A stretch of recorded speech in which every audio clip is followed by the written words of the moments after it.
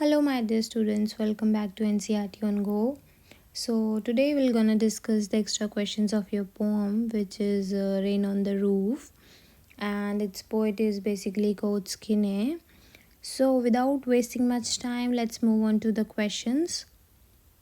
So before starting with the questions, I want to tell you one thing कि video last तक देखना बहुत ज़रूरी है बिकॉज लास्ट में मैंने पोएटिक डिवाइसेस का एक टॉपिक रखा है जो कि बहुत इंपॉर्टेंट है, जिसमें मैंने 4 to 5 पोएटिक डिवाइसेस कवर किए हैं with relevance to your poem.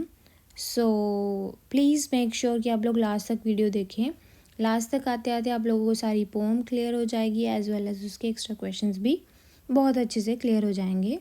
सो हमेशा की तरह हमारा फर्स्ट क्वेश्चन यही है, give the name of the poet of the poem Rain on the Roof. So the name of the poet is Coach Skinner. So our second question is, what is the central theme of Rain on the Roof by Coach Skinner? तो ये जो आपको poem दी गई है basically इसका theme क्या है या किस टॉपिक के इर्द गिर्द ये घूमती है या फिर पोएट आपको एक्चुअली क्या मैसेज कन्वे करना चाहते हैं. The poem rain on the roof explores the Kameng and comforting effect of rain on a person's emotions. तो बेसिक सी बात यह है कि एक पर्सन के इमोशंस के ऊपर कैसे जो रेन है एक कंफर्टिंग इफ़ेक्ट डालती है, कैसे उसे कंफर्ट दे देती है, कैसे उसे सेंस ऑफ पीस प्रोवाइड करती है रेन. और वो जो पर्सन है जो ये चीज़ एक्सपीरियंस कर रहे हैं वो है हमारे poet. It highlights how the sound of rain drops on the roof can evoke various feelings from nostalgia to a sense of peace. अब पोएम ये चीज़ हाईलाइट करती है कि कैसे फॉलिंग रेन ड्रॉप्स की जो साउंड है वो किसी पर्सन के इमोशंस को उजागर कर सकती है. फ्रॉम नॉस्टैल्जिया, नॉस्टैल्जिया होता है अपनी पास्ट मेमोरीज़ को याद करना, पुराने दिनों को जीना. तो कैसे जो रेन ड्रॉप्स हैं वो किसी पर्सन के अंदर की फीलिंग्स को जगा देती है और उसे अपना पास्ट याद आ जाता है और वो उन मेमोरीज़ को दोबारा रीलिव कर लेता है. और ये सब चीज़ें एक्सपीरियंस करते हुए उसे कितना ज़्यादा पीस और कंफर्टिंग महसूस होता है. The poem beautifully captures the connection between nature and human emotions. मैंने आप लोगों को ऑलरेडी बताया कि बहुत ब्यूटीफुली शो किया गया है कि जब पोएट हैं जैसे ही वो रेन ड्रॉप्स की साउंड सुनते हैं तो उन्हें अपने बचपन की मेमोरीज़ याद आ जाती हैं कि कैसे उनकी mother before she went for sleep उन्हें और उनके सिबलिंग्स को बहुत प्यार से दुलार से निहार कर फिर सोने जाया करती थी. सो कैसे नेचर और ह्यूमन इमोशंस इंटररिलेटेड हैं, जिसमें वो बेसिकली स्ट्रेस आउट करता है कि रेन का एक ह्यूमन की सोल पे कितना ज़्यादा सूदिंग इम्पैक्ट होता है.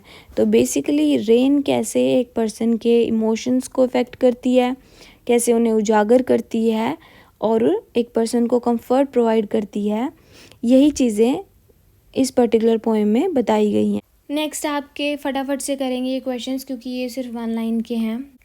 सो the next question is, what do the humid shadows refer to? The humid shadows refer to the dark clouds.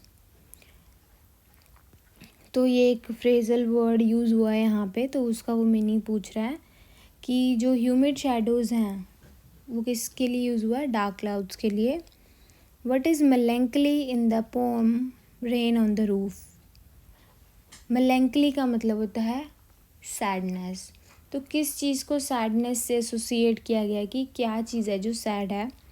The darkness is melancholy in the pome rain on the roof. इसका आगे proper explanatory answer हम पढ़ेंगे कि क्यों darkness को sadness के साथ compare किया गया है कि डार्कनेस जो है वो सैड है. नेक्स्ट है, what sound do the raindrops make? तो जो रेन ड्रॉप्स हैं they make the sound of patter. ये जो पैटर वर्ड है, एक टिंकल वर्ड यूज़ हुआ है. ये सारे वर्ड्स जो है गिरती हुई बारिश की साउंड को शो करने के लिए यूज़ किए हैं पोएट ने. नेक्स्ट क्वेश्चन है, what does the poet mean by starry spheres in the first stanza? Starry spheres refers to the celestial bodies in the night sky such as stars and planets. तो जो भी celestial bodies जो हैं हमारे sky में present हैं उनको starry spheres बोला गया है, जो कि हैं हमारे स्टार्स और हमारे planets. नेक्स्ट क्वेश्चन है, what is the significance of the cottage chamber bed in the second stanza? Cottage chamber bed की बात क्यों की गई है या उसकी क्या सिग्निफिकेंस है, क्या इम्पोर्टेंस है? The cottage chamber bed represents a Cozi and comforting place of rest. जो कॉटेज चैम्बर बेड है आपका, उसी के बारे में बात क्यों की गई है? तो उसको ऐसे रिप्रेजेंट किया गया है कि एक कॉटेज चैम्बर बेड एक काफ़ी कोजी और कंफर्टिंग प्लेस है रेस्ट का। नेक्स्ट क्वेश्चन है, what does the poet like to do when it rains? Poet को क्या चीज़ भाती है जब बारिश आती है, वो क्या करना पसंद करता है? When it rains the poet likes to snuggle in his cosy bed with a pillow under his head. जब भी बारिश आती है तो उसे अपने यही जो आपका कॉटेज चैम्बर बेड है उसमें अपने कोजी से बेड पे स्नगल करना। स्नगल का मतलब होता है अपनी रजाई में बिल्कुल दुबक जाना, वो चीज़ पसंद है। With pillow under his head, along with that इसके साथ साथ he also enjoys the soft music of the rain drops falling on the roof. तो उसे अपने कॉजी बेड में स्नगल करना, अलॉन्ग विद दैट बाहर जो रेन ड्रॉप्स, उनका जो सॉफ्ट म्यूज़िक है, मतलब रेन ड्रॉप्स जब गिरती हैं किसी चीज़ पे तो वो जो म्यूज़िक क्रिएट होता है उसे इन्जॉय करना भी बहुत पसंद है। नेक्स्ट क्वेश्चन है, how does the sky look before the rain false? अब बारिश आने से पहले जो है स्काई किस तरीके का दिखता है? According to the poet the weather turns humid. जैसे ही बारिश आने वाली होती है तो वह वेदर थोड़ा सा ह्यूमिड, आपको मौसम, अभी बारिश आई नहीं है लेकिन आपको मौसम में एक नमी सी फील होने लग जाती है। ह्यूमिड मीन्स मॉइस्चर, नमी फील होने लग जाती है। And dark clouds gather in the sky before the rain false. जिसे हम बोलते हैं काली घटा छा गई है आकाश में, अब तो बारिश पक्का होगी। तो हमें कैसे पता चलता है कि बारिश होने वाली है? क्योंकि डार्क क्लाउड्स आ जाते हैं हमारे आसमान में। The poet feels this dark clouds are gloomy and melancholic. अब क्योंकि वो एक पोएट है तो वो दुनिया दराज की चीज़ों को एक अलग नज़रिए से देखते हैं, तो वो कहते हैं वो डार्क क्लाउड्स जो हैं काफ़ी ज़्यादा सैड हैं और अभी वो रोने वाले हैं। तो उनके जो टेयर्स होती हैं, उनके जो आंसू होते हैं, वो रेन ड्रॉप्स की फॉर्म में जो है वो भी नीचे गिरेंगे। तो इस तरीके से वो कहीं ना कहीं एक्सप्लेन करते हैं कि जैसे ही बारिश होती है उससे पहले का वेदर कैसा होता है। So our next question is, how does the poet use the concept of echo in the poem? Echo का मतलब होता है गूंज। तो अब यहाँ पे आपको बताना कि पोएट को कब फील होता है कि उन्हें एक इको सुनाई दे रही है, या कब वो एक्सपीरियंस करते हैं गूंज वाली साउंड को। आप लोग पिक्चर में देखिए ध्यान से। Before I start reading the answer, ये जो टीन की रूफ है इसे शिंगल्स बोलते हैं, शिंगल्स रूफ।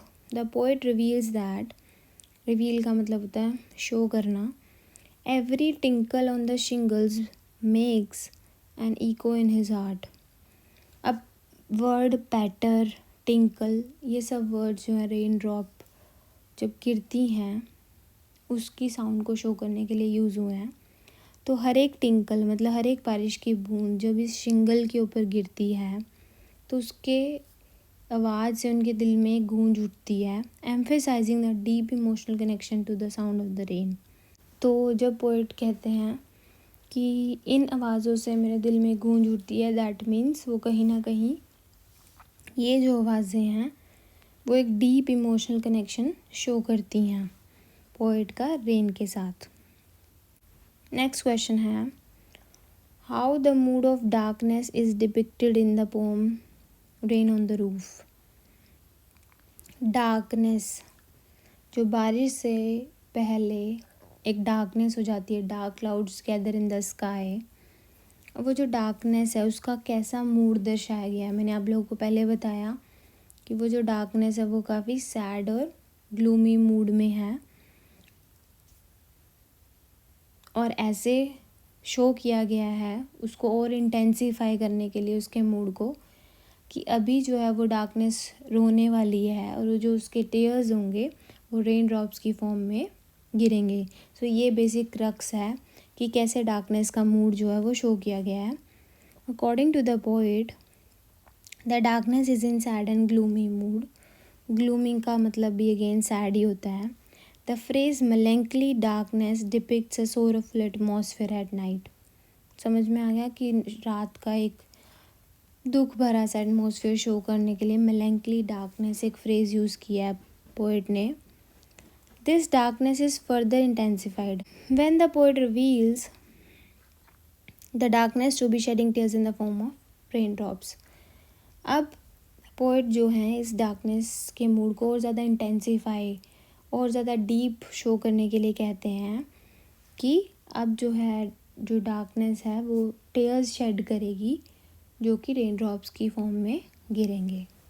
आई होप बच्चों आप लोगों को समझ आ गए होंगे सारे क्वेश्चंस। नेक्स्ट है what sort of memories revived in the mind of poet when he listens to the patter of rain drops. अब हमने पीछे पढ़ा था कि जैसे ही वो रेन ड्रॉप्स की आवाज़ सुनते हैं, उसकी टिंकल ऑन द शिंगल्स या पैटर, जो भी उसकी साउंड सुनते हैं, उनके दिल में एक गूंज उठती है जो कि कहीं ना कहीं उनका रेन के साथ डीप कनेक्शन शो करती है, इमोशनल कनेक्शन शो करती है। अब वो इमोशनल कनेक्शन है उनकी मदर से रिलेटेड। तो वो कहते हैं कि जैसे ही वो जो पोएट हैं वो रेन ड्रॉप्स की आवाज़ सुनते हैं तो कौन सी मेमोरीज उनके माइंड में दोबारा उजागर हो जाती हैं। The single memory that comes to his mind is related to his mother. उनकी मदर से रिलेटेड मेमोरी है जो उनके माइंड में आती है। The patter of rain drops make him remind of his childhood time when his mother used to look lovingly at him and his siblings before she went to sleep in her bed chamber। ऐसे ही poet की भी एक memory जो है वो उनके mind में आज तक है कि चाइल्डहुड डेज़ में before her mother went for sleep in her room वो हमेशा बड़े ही प्यार से पोएट को और उनके सिबलिंग्स को देख के निहार के प्यार करके फिर अपने रूम में सोने जाया करती थी। तो ये जो मेमोरी है ये उनके माइंड में आज भी है। Is the poet now a child, is his mother still alive. क्या आपको लग रहा है कि पोएट अभी भी बच्चे हैं या उनकी माँ ज़िंदा है? No, the poet is not a child any more, his mother is no more. अब पोएट भी ग्रोन अप हैं क्योंकि यहाँ पे मेमोरी की बात हो रही है कि जब प्रेजेंट में जब ग्रोन अप हो जाते हैं पोएट, वो सोचते हैं अपनी चाइल्डहुड मेमोरी के बारे में कि हमारी मदर ऐसे किया करती थी। दैट मीन्स वो बच्चे थे जब उनकी मदर वैसा किया करती थी और अब वो एक ग्रोन अप हैं और मोर ओवर उनकी मदर भी अलाइव नहीं है। His mother is no more but her memories are still in his mind. The poet's mother used to look at him fondly and showed much love and affection towards him. यही प्यार यही affection उनके mind में आज भी है कि उनकी मदर जब भी सोने जाया करती थी उससे पहले उन्हें और उनके सिबलिंग्स को बड़े ही प्यार से अफेक्शन से जो है देख कर निहार कर फिर सोने जाया करती थी। But now he is a grown up man and his mother is also no more. अब वो बड़े हो चुके हैं, अब उनके माइंड में सिर्फ उस चीज़ की मेमोरीज़ हैं और उनकी मदर भी ज़िंदा नहीं हैं। सो this was all about the poem and it's extra questions. So next है जो कि बहुत इंपॉर्टेंट चीज़ है जो कि हैं आपके poetic devices. Yep, here are the poetic devices. So I'm gonna tell you 4 to 5. One more thing, अगर आप लोगों को poetic devices डिटेल में अच्छे से समझने हैं because there are like 15 to 16 poetic devices। आप लोग अगर उतने पढ़ लेंगे तो आपके सिलेबस के हिसाब से they are more than enough. अगर आप लोगों को पोएटिक डिवाइसेस अच्छे से समझने हैं तो मैंने अपने चैनल पे उसकी डिटेल्ड वीडियोस डाली हुई हैं। 2 वीडियोस हैं, मैं उसका लिंक भी इसके डिस्क्रिप्शन में डाल दूँगी। सो वहाँ से आप पोएटिक डिवाइसेस को बहुत अच्छे से समझ सकते हैं अगर आप लोगों को एक डिटेल्ड एक्सप्लेनेशन चाहिए। फर्स्ट है alliteration. Alliteration is the repetition of consonant sound at close intervals. एक होते हैं vowels AEIOU, rest all of the alphabets are consonants. तो जब किसी लाइन में आपके कॉन्सोनेंट्स रेगुलर इंटरवल्स पे मतलब बार बार रिपीट हो रहे हो तो वहाँ पे जो पोएटिक डिवाइस यूज़ होता है that is alliteration. First example देखिए, over all the starry spheres, here S and R sounds are repeatedly use. देखो स्टारी में एस यूज़ हुआ है, स्फेयर्स में एस यूज़ हुआ है, एंड में भी एस है, स्टारी में आर 2 बार यूज़ हुआ है, स्फेयर्स में आर यूज़ हुआ है। तो जहाँ पे आपके कॉन्सोनेंट्स रेगुलर इंटरवल्स पे रिपीट होते हो वहाँ पे लिटरेशन होता है। सेकेंड एग्जाम्पल पढ़ो, into busy being start, B 2 बार यूज़ हुआ है।